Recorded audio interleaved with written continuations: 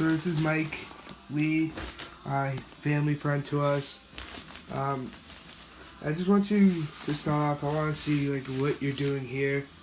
Like what do you want to do with Carl's place, and just explain like how you started wanting to start a recovery halfway or sober house. Well, I've been in and out of recovery, forever, and I got clean 5 years ago in Florida.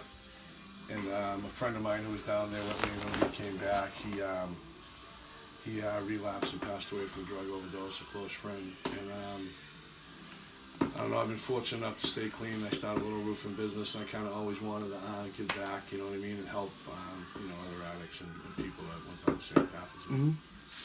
Mm-hmm. What is your definition of a disease? Oof, that's a tough one, because people, when you think of a disease, you think of like HIV or cancer, something that's, something that's beyond your control. And I believe that to be the case with drugs and alcohol. I mean, I don't think there's much choice involved when you have a disease like, you're in it. I mean, saying that, I think once you've been clean a while, it becomes a choice.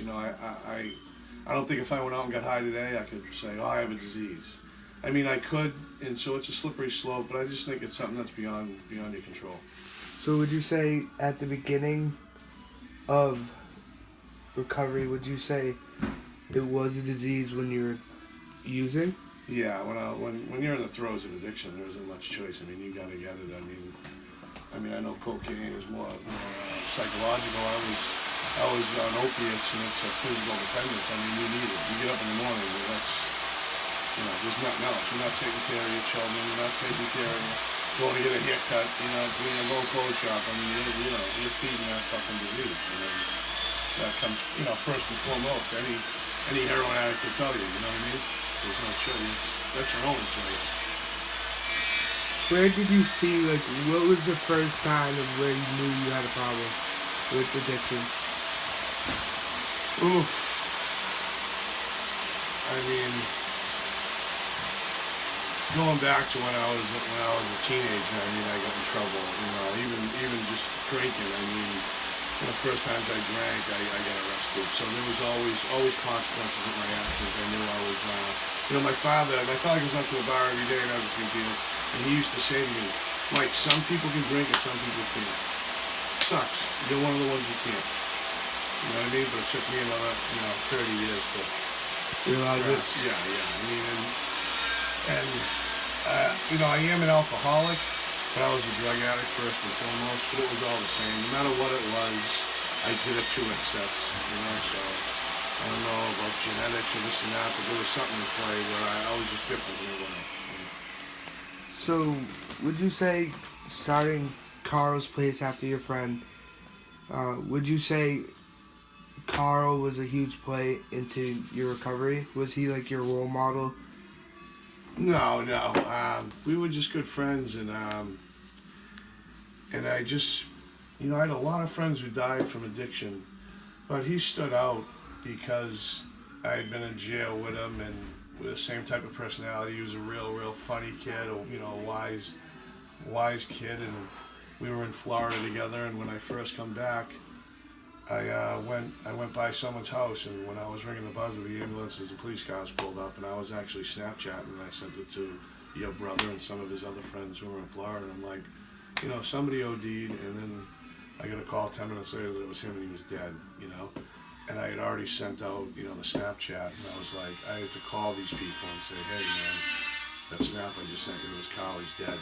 And they called his mother, and she was calling the police, and the police didn't even identify the body yet, probably, and she's calling up, is my son dead? And they were like, how does this lady know? So it's just a big part of my story, getting clean and seeing that and going through that and thinking, wow, he just fucked up once, he come back, I thought he could get high one more time, and now he's fucking gone, excuse my language. And so it's just part of my story, getting clean and doing this.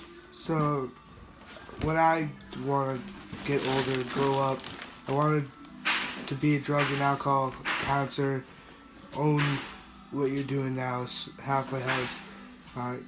Definitely, you and Kevin are definitely one of my biggest role models to see how you progressed, how you went from such a low part of your life to a high part.